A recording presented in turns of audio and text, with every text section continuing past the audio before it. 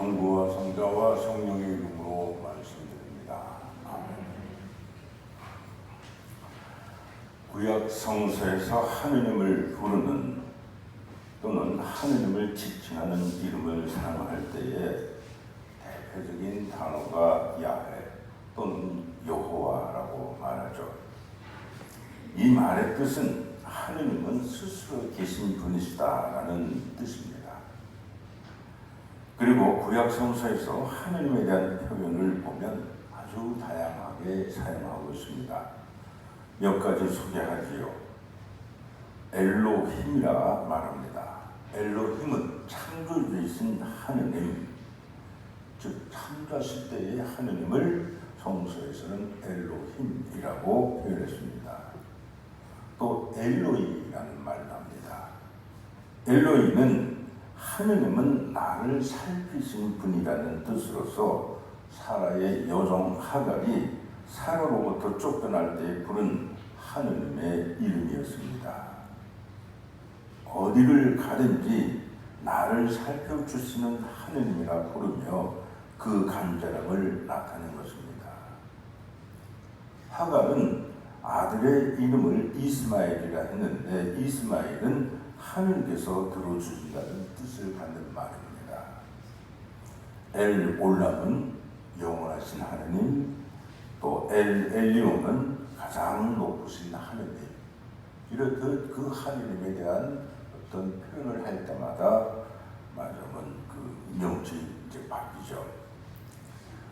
또 아주 대표적인 말이 엘로힘과 더불어서 엘 샤다이라는 말을 또 합니다. 이 엘 샤다이는 전능하신 하나님이라는 뜻입니다.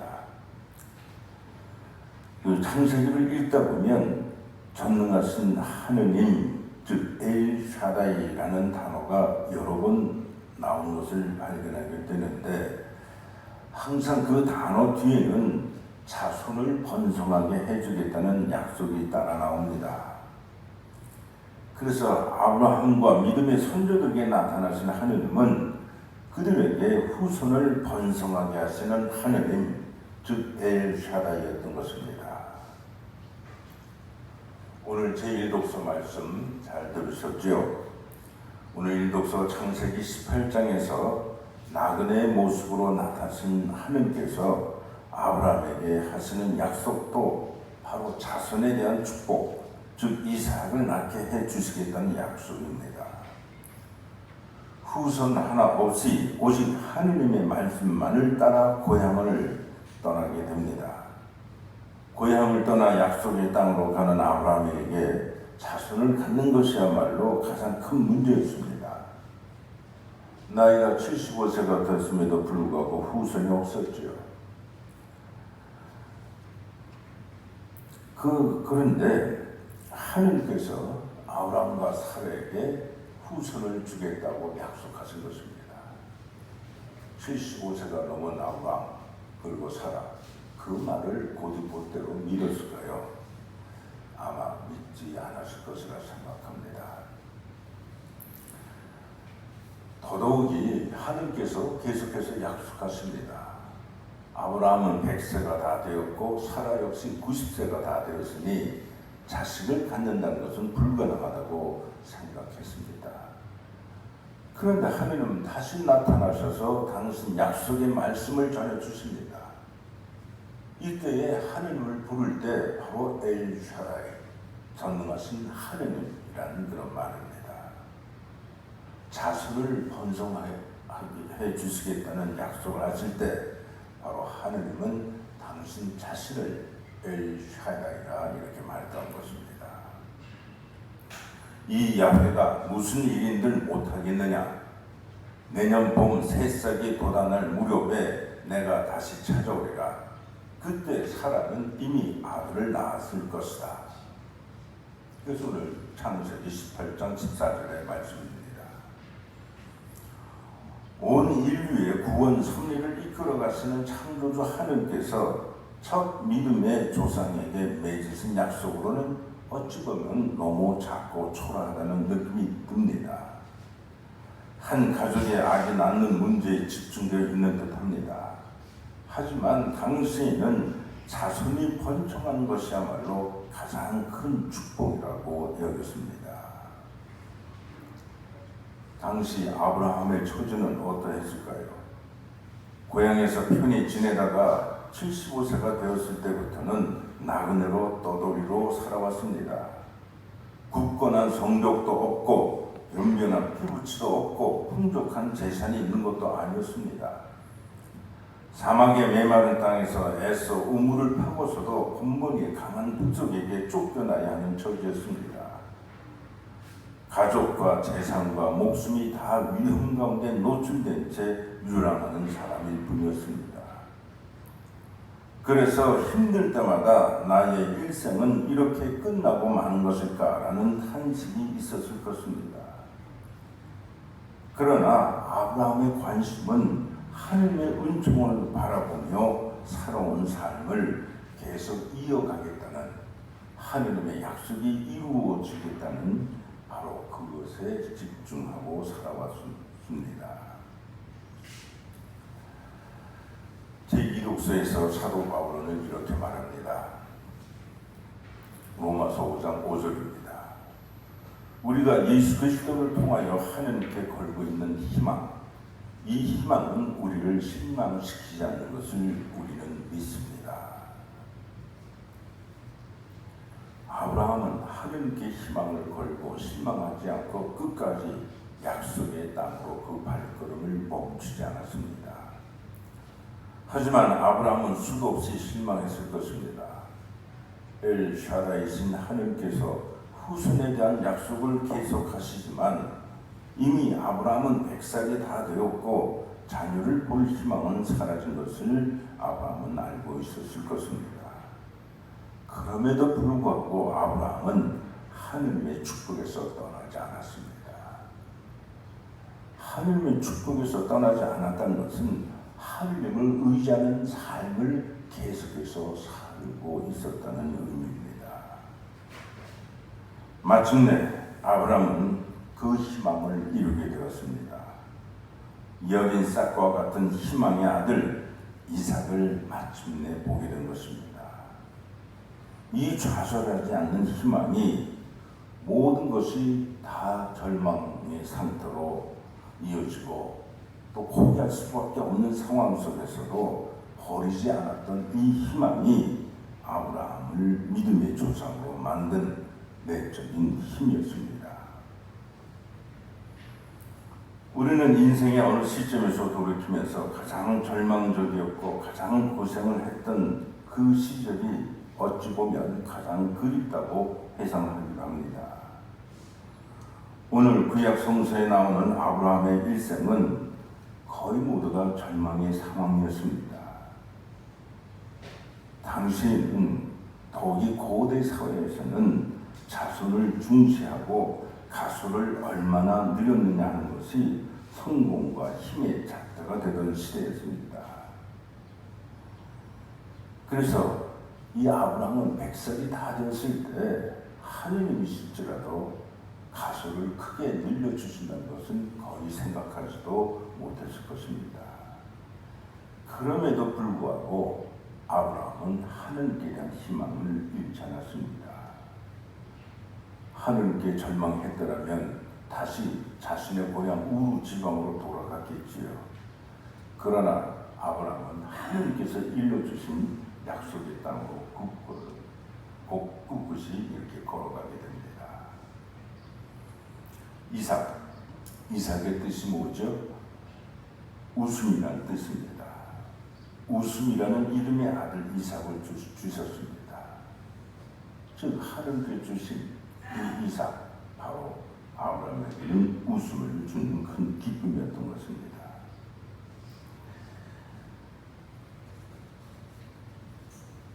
(2500년) 전 바빌론의 노예로 끌려가서 바빌론 땅에서 울부짖던 유다 백성들처럼 오늘날에도 똑같은 신음소리를 내는 사람들이 많이 있습니다. 하느님, 왜 제 기도를 들어주시지 않죠? 하느님, 왜 제 사정을 돌봐주시지 않습니까? 아마도 하느님은 저를 잊어버리셨는가 봐요. 하느님은 저를 버리셨는가 봐요. 하고 이렇게 말하고 싶은 마음이 있을 것입니다. 런던의 한 길모퉁이에서 구두를 닦는 소년이 있었습니다. 아버지가 빚 때문에 감옥에 갇혔기 때문에 집안 살림을 꾸려나가기 위해서 구두를 닦아야 했습니다. 새벽부터 나와서 밤늦게까지 길거리를 지나가는 사람들의 구두를 닦으면서도 그 소년은 얼굴에 밝은 웃음을 잃지 않았습니다. 늘 노래를 부르는데 밝은 노래만 불렀습니다. 그래서 사람들은 그에게 물었습니다. 구두 닦는 일이 뭐가 그리 좋냐? 그때마다 그 소년은 이렇게 대답했습니다. 즐겁지요. 제가 즐겁게 구두를 닦는 것은 지저분한 구두를 지금 닦고 있는 것이 아니라 희망을 닦고 있기 때문입니다. 이 소년이 바로 올리버 트위스트를 쓴 세계적인 작가 찰스 디킨스입니다. 그런 어려운 상황 속에서도 희망을 바라보며 살았던 것입니다. 아무리 먹구름이 짙어도 그 먹구름 뒤에는 빛나는 태양이 있습니다. 우리는 시련과 환경이 어렵고 힘들어도 그 모든 것을 합해서 선을 만들어 가시는 하느님의 살아계심을 믿습니다. 어린 찰스 디킨스가 소년들의 반짝거리는 구두코 위에서 희망의 별빛을 보았던 것처럼 어렵고 힘든 환경 속에서도 당신의 희망이신 그리스도를 온전히 바라보면서 사는 복된 하느님의 백성이 되시기를 간절히 기원합니다. 희망을 바라보며 살아가십시오. 그리고 희망을 움켜줄 수 있다면 움켜주십시오. 그것이 우리를 살게 하는 것이기 때문입니다. 또 하나의 이야기를 들려드리죠. 아프리카 밀림지대에 파견된 어느 영국군 군인이 있었습니다. 그가 소속되어 있던 부대는 밀림 한가운데서 적들에게 포위당해서 그 어린 나이 그 나이 어린 군인만 겨우 살고 모두가 다 전멸했습니다. 사람들은 그 군인들이 모두 죽을 것이라고 생각했습니다. 단 한 사람도 살지 못했을 것이다. 그리고 모든 사람들이 포기하고 있었을 때 6달이 지난 뒤에 그 병사는 어린 병사는 헐헐 단신으로 밀림을 헤쳐나와서 구조되었습니다. 6개월 동안 참으로 밀림 속에서 온갖 고생을 다 했겠죠. 지쳐 쓰러져 있는 그를 발견해서 이제 구조가 됐는데 그를 발견했을 때 이 병사가 지쳤음에도 불구하고 손에 뭔가 꽉 쥐고 있더랍니다. 그래서 그 손에 꽉 쥐고 있는데 그것이 뭔가 했더니 지도였습니다. 이것은 지도입니다.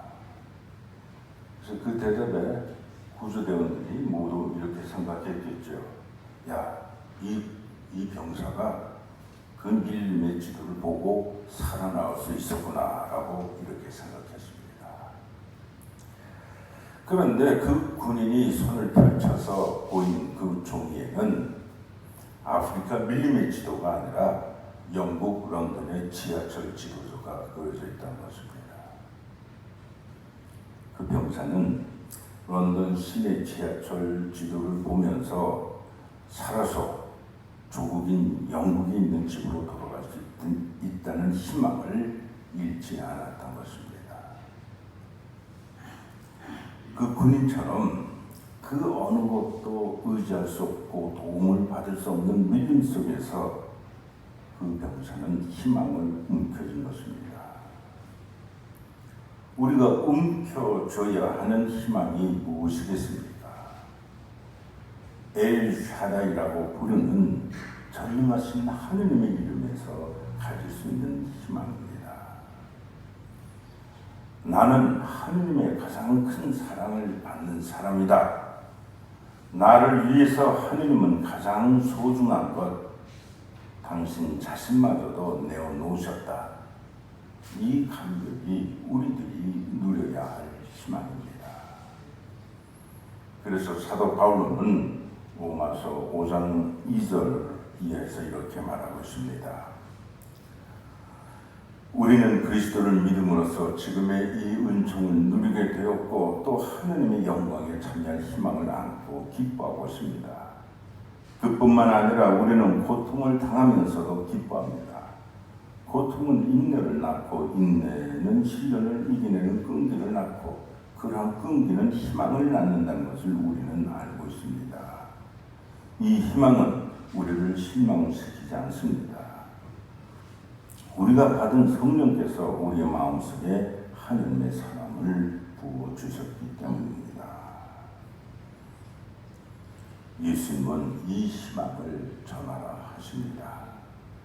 목자 없는 양과 같이 시달리며 허덕이는 군중을 보시고 불쌍한 마음이 드셔서 제자들을 보내셨습니다. 제자들이 가야 할 일은 복음을 전하는 일이요, 그것은 희망을 전하는 일인 것입니다. 우리 역시 이 세상에 내가 만나는 모든 사람들에게 참된 희망을 보여줄 수 있는 그런 존재가 되어야 할 것입니다. 아브라함이 끝까지 희망에 근거하는 살아가는 삶으로 우리에게 보여주었듯이 우리 역시 흔들리지 않는 희망으로 이 세상을 살아가며 엘샤다이 전능하신 하나님을 증거해야 하겠습니다. 전능하신 하나님의 능력을 증거하는 삶을 통해서 우리가 세상의 희망이 되어야 할 것입니다. 한번 말씀드렸죠. 단테의 신곡의 지옥편을 보면 제일 첫머리에 지옥 입구 팻말이 있습니다. 이것에 들어오는 자는 희망을 모두 버려라. 희망이 없는 것, 희망이 없는 곳, 그것이 바로 지옥입니다. 만일 금방 포기하고 금방 꺼지는 희망이라면 그것은 참된 희망이 아닙니다. 오늘 우리 앞에 펼쳐진 절망의 골짜기가 아무리 깊을지라도 희망을 움켜줘야 합니다. 더더욱이 우리의 삶을 위협하고 있는 지금의 상황 속에서도 우리가 가져야 할 것은 희망입니다.